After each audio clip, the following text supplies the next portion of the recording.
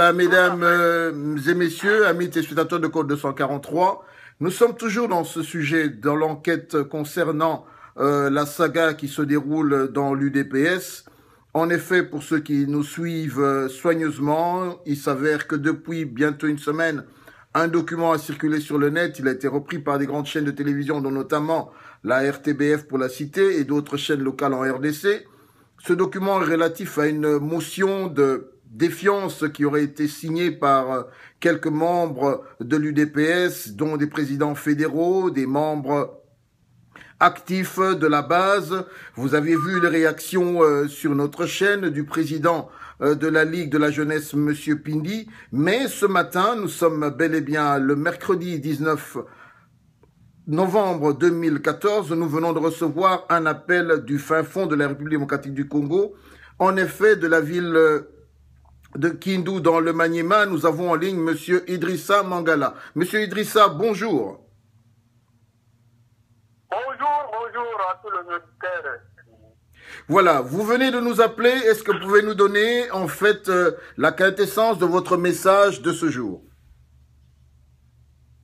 Oui, mon message va dans le sens de s'opposer, de condamner l'attitude de nos collègues de la ville de Kinshasa qui essayent un peu de faire une action, soit en désavouant notre secrétaire général ainsi que son secrétaire national chargé des relations extérieures. Et cette déclaration n'engage pas tous les membres du parti et non plus toutes les fédérations de la République démocratique du Congo ou toutes les fédérations du parti UDPS. Donc, à ce niveau, nous inscrivons en faux et nous rejetons et nous condamnons avec la dernière énergie. Ce n'est pas seulement un groupe de gens qui peuvent se réunir et dire des histoires qui n'engagent pas le parti. Nous soutenons notre secrétaire général ainsi que son secrétaire chargé des relations extérieures parce qu'il n'y a pas une autre structure en dehors de la structure légalement établie par la présidence du parti. Or, le président n'est pas au pays, il est en Belgique. Soit disant qu'il y a des fédérations qui désavouent notre secrétaire général, nous nous inscrivons en faux et nous ne sommes pas engagés par cette déclaration. Vous n'êtes pas engagé par cette déclaration, mais est-ce que votre comité figure-t-il sur une certaine liste? Est-ce que vous le savez, oui ou non? Non. Si on a mis notre comité dans cette liste-là, nous nous inscrivons en faux et c'est une tricherie. C'est ce que nous condamnons. Parce qu'on ne peut pas jouer la politique par la tricherie. Ceux qui ont fait ça, nous estimons à notre humble avis, il faut le jeu du pouvoir. Ce n'est pas les membres de l'UDPS qui peuvent faire des histoires pareilles. Comme vous le savez, nous sommes dans une situation cruciale de la politique de notre pays. Nous combattons la violation de la Constitution que la majorité est en train de faire actuellement, comment passer en force par M. Kabila. Nous cherchons à nous diviser. Ceux qui tentent de diviser l'UDPS, nous estimons que ces gens emboîtent le pas de Kinshasa, emboîtent le pas de dirigeants et emboîtent le pas de quand le président était malade à l'époque en Belgique. Voilà. Donc, vous venez de rappeler à nos chers auditeurs que des crises comme celle-ci ne sont pas les premières. On les a connues à l'UDPS dans le temps avec Monsieur Kibasa et Charles Birindois, pour ne citer que, qui avaient à l'époque essayé aussi de récupérer le parti d'une certaine manière, mais cela n'avait pas réussi. Alors, est-ce que vous avez un message particulier pour ceux qui vous écoutent aujourd'hui, sachant que vous venez de prendre position? Y a-t-il un message particulier à la jeunesse, aux membres du parti, à vos collègues qui sont également responsables des fédérations ou membres de l'UDPS? Y a-t-il un message particulier pour vous? Oui, le message... Je demande d'abord au secrétariat général qui a la gestion quotidienne du parti de prendre des mesures adéquates, soit de faire des sanctions contre ces gens qui ont manifesté cette discipline. C'est ça, là, nous nous les qualifions d'indiscipline et de haute trahison au sein de notre parti. Donc, nous demandons à tous les membres du parti, à tous les combattants de l'extérieur, de l'intérieur du pays, nous constituons la vraie, véritable base de l'IDPS, parce que l'IDPS, ce n'est pas le Kinshasa, l'IDPS, c'est l'ensemble de la République démocratique du Congo, c'est l'ensemble de tous les 5 continents du pays. Alors, comme nous sommes ici à la base à Maniema, République démocratique du Congo, nous vous disons que tous les combattants de l'IDPS qui sont installés à la province du Maniema sont contre, s'insurgent contre cette attitude-là de nos compatriotes de Kinshasa qui sont, que nous les qualifions des enfants égarés du parti. Donc, nous demandons à tous les membres du parti à la vigilance et de rester unis en attendant le retour de notre président élu, M. Dr Etienne Tshisekedi Wamulumba, président national du parti. Voilà.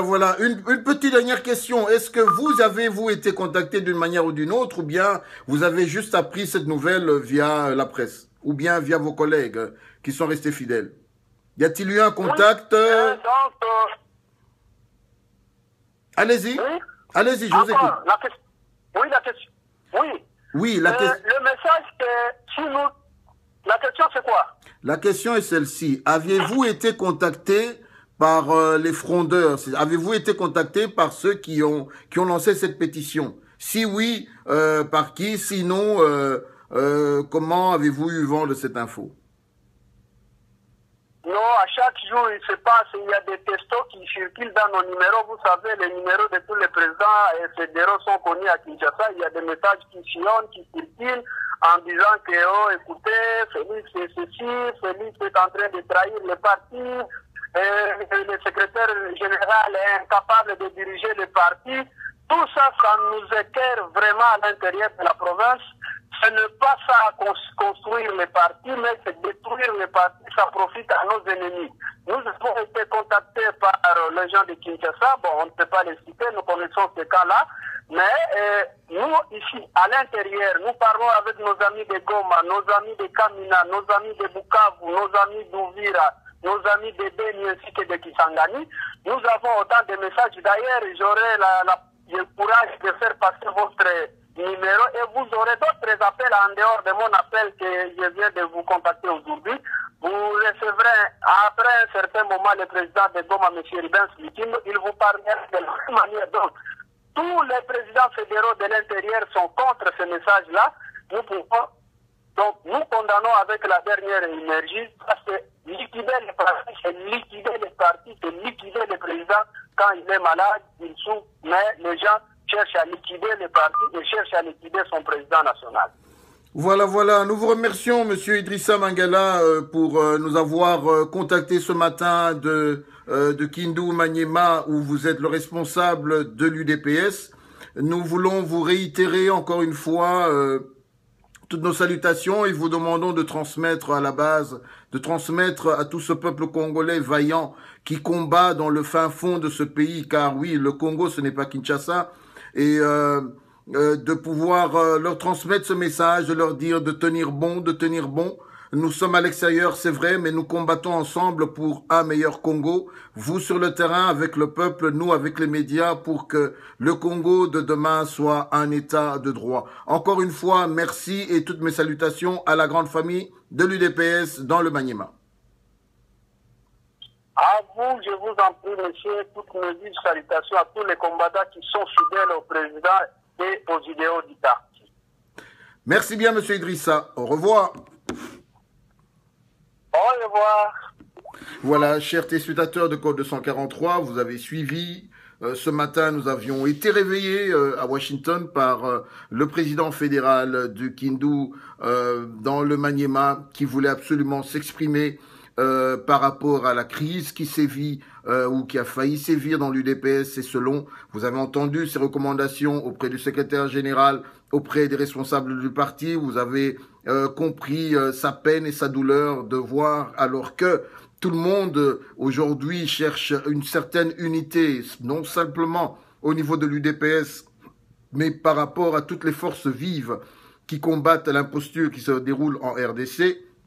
Alors que l'unité recherchée, quelques brebis égarées se sont se sont mal comportés et ont amené une division qui aujourd'hui, heureusement, à cause de la perspicacité, à cause de la fermeté, à cause de la fidélité de tous ceux qui constituent l'ossature de ce parti politique, de tous ceux qui constituent l'ossature de cette opposition hors institution, ceux-là ont dit non. Ceux-là ne veulent pas tomber dans la tricherie. Et comme nous avions, vous et moi, été prévenus, beaucoup d'autres vont nous appeler. Nous attendons les appels de Goma et d'ailleurs. Tout ceci pour pouvoir démontrer que le peuple est debout, le peuple combat. À nous qui sommes à l'extérieur, dans la diaspora, je nous réitère encore cet appel, un appel à l'unité, un appel à la fermeté, un appel à la discipline, car ce n'est que de cette manière-là que nous saurions faire renverser la vapeur, comme nos frères et sœurs du Burkina Faso l'ont fait avant nous. Voilà, c'était sur Code 243, nous sommes bel et bien le mercredi 19 novembre 2014. À très bientôt et surtout, ne zappez pas. Au revoir.